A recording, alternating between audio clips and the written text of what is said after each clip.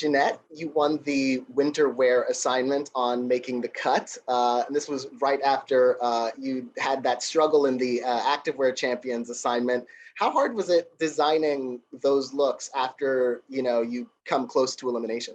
The pressure was on. The pressure was on. I knew I had to do something big because nobody wants to go home. I didn't want to go home. I didn't want to call my mom and dad and be like, this is it for me.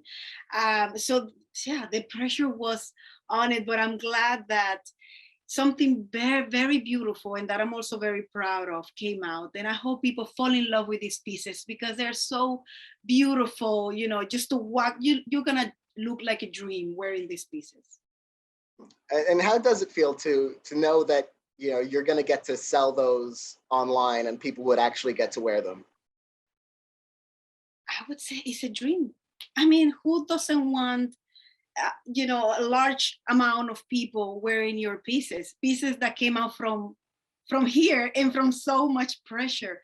So it's just amazing that the pieces are now available on Amazon, that people are gonna go there, can just go and buy it. That's amazing. I cannot believe it. I'm still processing. Yeah. And did you have a lot of experience with winter wear before this assignment? Well, a little bit, not much, because I'm more focusing on making dresses. That's why if you see the coat, it's like a coat dressy, like a dress coat. So I just mixed both world, and it came out beautiful. I'm very proud of it. So yeah, not a lot of experience, but I mean, I have a little bit, but I'm not focusing always like on making coats. So that's why it was even more exciting for me because I'm doing something new. And did that win inspire you to kind of work more in winter wear and coats? Definitely, because it's funny. I am from the Dominican Republic. You know how hot is in the Dominican Republic, and then I'm here winning winter. It's just funny that a Caribbean woman is, like winning winter. It's really funny. And there was a stressful moment during the design when you decided to change entirely your fabric. Like, how hard was it to make that decision, and how much did that change the rest of your design plan? Well, imagine I changed my mind at 5 p.m. I didn't have more time. I waste like almost the whole day for me to start over at 5. That even put more pressure, but I'm so glad. That's why I love Tim, and that's why Tim is so important for the show, because before you talk to him, you're very sure what you want. You talk to Tim and then he picks your brain, and then you're kind of like, well, I thought I wanted this, but now I realize this is what I want. And then you have to run and try to fix everything. But yeah, I had to change fabric. I'm glad I did, because the one that I end up using is way more closet of what I want, the vision that I had for the look. So I'm glad I did that. And the time for each assignment kept getting shorter and shorter, to complete. That must be quite different from how you design normally. Like, what was that? What was that like? Well, that's why I was very scared of applying for the show, because they give you an X amount of time, and that's what you have to do. That's the time that you have, and you have to manage it. But yeah, you have little time. Sometimes you have one day, and you have to work through it. You have to really search deep, so you can find beautiful designs and quick, and that can apply to what they're asking you to do.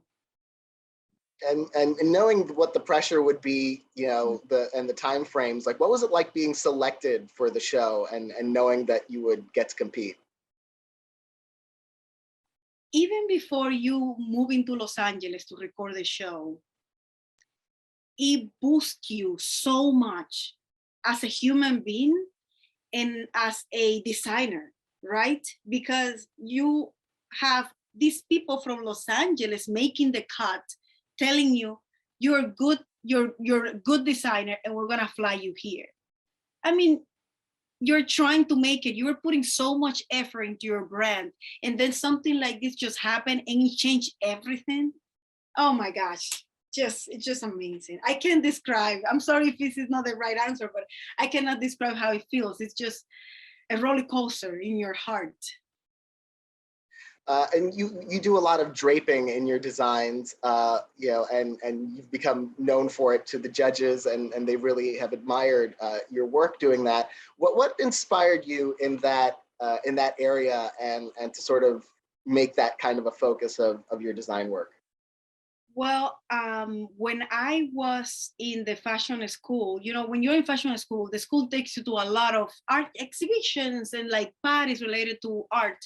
And I remember wanting to look like super beautiful, but I couldn't afford it. But what my mom had, you're Latin or half Latin. They use a lot of curtains in Latin America. So I had a lot of curtains. So I used to steal these curtains from my mom's house and drape it just like this, and drape it and put pins and go to these activities with these, curtains that look like dress, but they were just a piece of fabric. And little by little, that became my signature, draping on the body, because I think that saved me, because it allowed me to express myself and go crazy, because I had so much fabric that at the end it was just a piece of fabric, a curtain. That's what it was. So it grew from there, and that's why drapes are so close to my heart.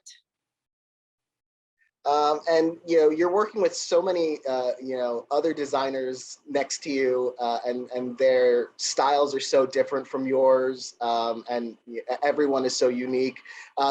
Did you learn from them, and did you take inspiration from them that's kind of inspired you in your work? Yeah, I mean, you have to in order to grow, right? I mean, you have this amazing opportunity of being, let's call it, locked down with these amazing designers, that it will be a waste if you don't learn from them. And hopefully they'll learn from me. Just everybody.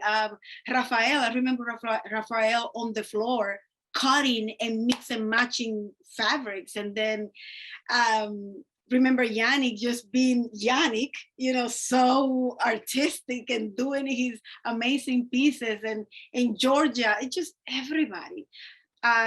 Sienna, I love to see Sienna work. She's very quiet and very focused. So I took from everybody. I learned from everybody. And yeah, so even just that, just meeting them also was amazing. And what are some of your favorite fabrics to work with that you've had the chance to work with, or would love more of a chance to work with? Well, I love jersey, silk jersey, even though it's a little bit more expensive than the regular jersey. But silk jersey is a fabric that, oh my gosh, you just have, even when you see it, you don't have to do much. When the fabric is good, when the material is good, you don't have to do much. When the material is bad, you have to work twice. One, to make the material look good, and second, make the garment that you have to do. So I would say silk. In the show, there is a lot of printing. There are a lot of printing. We have to print a lot. So that's something that I want to keep doing, printing on fabric, because it makes your pieces even more unique. But I would say, yeah, definitely more jersey, more organza. Silk organza would be amazing. And those are the materials that I'm looking forward to. But I would say printing, a lot of that. Well, I want to congratulate you on your work on the show, on your win in the winter wear assignment, and thanks so much for talking with me about it. Thank you so much for having me.